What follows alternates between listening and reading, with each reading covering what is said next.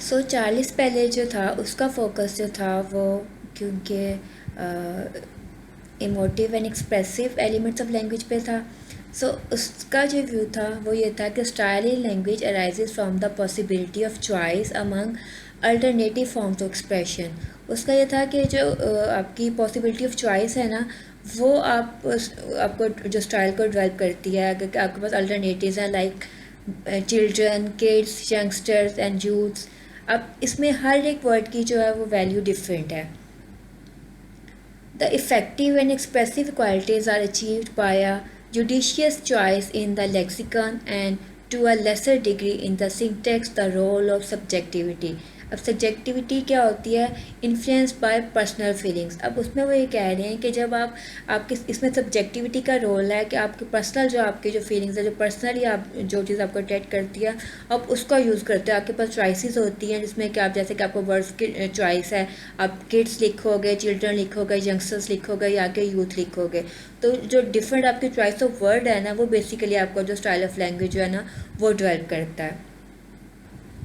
अब जैसे कि हमने देखा कि पीछे फॉर्मलिस्ट जो थे, जो स्ट्रक्चरलिस्ट थे, अब इन दोनों की जो जो स्कूल ऑफ थॉट्स हैं, उन्होंने उनके कॉन्टेक्चुअल फैक्टर्स हैं ना, जिसमें कि प्रैग्मेटिक, सोशल, हिस्टोरिकल कॉन्टेक्स्ट आता है, इसको उन्होंने इग्नोर किया। So the focus on literature in general and poetry in particular made some others see stylistics only as a sub branch of literary criticism। सबको लगा कि लाइक पोइट्री का ही focus हो रहा था, सबको लगा कि जैसे स्टाइलिस्टिक जो है वो ओनली सब ब्रांच ऑफ लिटरेरी क्रिटिसिज्म है। Therefore matters relating to function and context were addressed। Further जो थे वो 1970s ऑनवर्ड जो थे वो फर्दर जो उसमें जो एड्रेस किए गए मैटर्स जो थे वो कॉन्टेक्स्ट रिलेटेड थे, जिसमें कि हम अभी पढ़ेंगे Halliday's functional model. So Halliday's, let me tell you about Halliday. Michael Halliday is an important figure in the development of British stylistics. Basically वो ब्रिटिश स्टाइलिस्टिक्स जो है उसमें उनका बहुत इंपॉर्टेंट रोल है। Characteristics of register, no matter how diverse, is that it is obvious and immediately recognizable। अब ये जो रजिस्टर है हमारे पास, ये भी हेलिडे ही की एक इन्वेंशन है, जो कि उन्होंने जिसके बारे में आपको फर्दर आपको मैं बताऊंगी। Let's discuss about functional model. It focuses on language as a social semiotics, that is a model of linguistics meaning making as a social phenomena influencing and influenced by the context in which it occurs। अब इसमें क्या था, जो focus था basically वो social semiotics था। अब उसमें आपका कॉन्टेक्स्ट बेस्ड जो है ना, आपका जो मीनिंग जो है ना वो डेवलप आप करते हो। आपका सोशल इंटरेक्शन जो होता है, जो कि आप इन्फ्लुएंस करते हो और आप होते भी हो, उससे जो आपका कॉन्टेक्स्ट के थ्रू जो आपका मीनिंग डेवलप होता है ना, ये बेसिकली उसको बता रहे हैं। The functionalist approach entailed an interest in longer stretches of text, which provided analytical tools for longer text such as narrative fiction and play text। अब इससे पहले क्या होता था, पोइट्री पर जो था बेसिकली वो फोकस हो रहा था। तो अब हेलिडे ने जो था इस मॉडल के थ्रू उन्होंने ये इसको बताया कि आप इसमें लॉन्गर स्ट्रेचेस ऑफ टेक्स्ट जो है उनको भी आप एनालाइज कर सकते हो, जिसकी वजह से आपको लॉन्गर टेक्स्ट जैसे कि फिक्शन और जो प्ले थे, अब उनका भी जो टेक्स्ट एनालिसिस जो था वो पॉसिबल हो सका। अब हेलिडे का क्योंकि बहुत जो कंट्रीब्यूशन है अब हमारी स्टाइलिस्टिक्स की तरफ, तो अब इसके बारे में आपको बताऊंगी। He use the term register to explain the connection between language and its context. For Halliday register is distinct from dialect. अब बेसिकली उन्होंने हमें रजिस्टर जो और डायलैक्ट का जो डिफरेंस जो है वो उन्होंने बताया। So dialect is refers to the habitual language of a particular user in specific geographical और सोशल कॉन्टेक्स्ट। अब डायलैक्ट जो है, जैसे कि अगर आप ये कहें कि मुल्तान के रहने वाले जो सराइकी बोलते हैं, तो उनका एक स्पेसिफिक एरिया का जो है वो उनका डायलैक्ट है कि वो किस तरह से वो अपना जो अपनी लैंग्वेज है वो बोलते हैं। इसी तरह से register describe the choices made by the user, choices which depend on the three following variables। अब वो जो है रजिस्टर जो है बेसिकली वो डिपेंड करता है 3 वेरिएबल्स पर, जो कि आपकी चॉइस होती है यूज़र के पास। अब इसमें क्या क्या फील्ड है, टेनर है और मूड है। अब फील्ड में क्या है, what is field, what the participants are actually engaged in doing, for instance discussing a specific subject or topic। के फील्ड क्या है, किस टॉपिक किस फील्ड में रहते हुए बात हो रही, किस टॉपिक पे बात हो रही, किस सब्जेक्ट पे बात हो रही है। अगर आप लॉ से रिलेटेड, तो आपके लॉ से रिलेटेड जो आपका डिस्कशन हो रहा है तो वो उसके बारे में बात होगी। अगर आप मेडिकल फील्ड से हो तो आपका जो वो आप उस टॉपिक पे बात करो तो वो मेडिकल फील्ड होगा।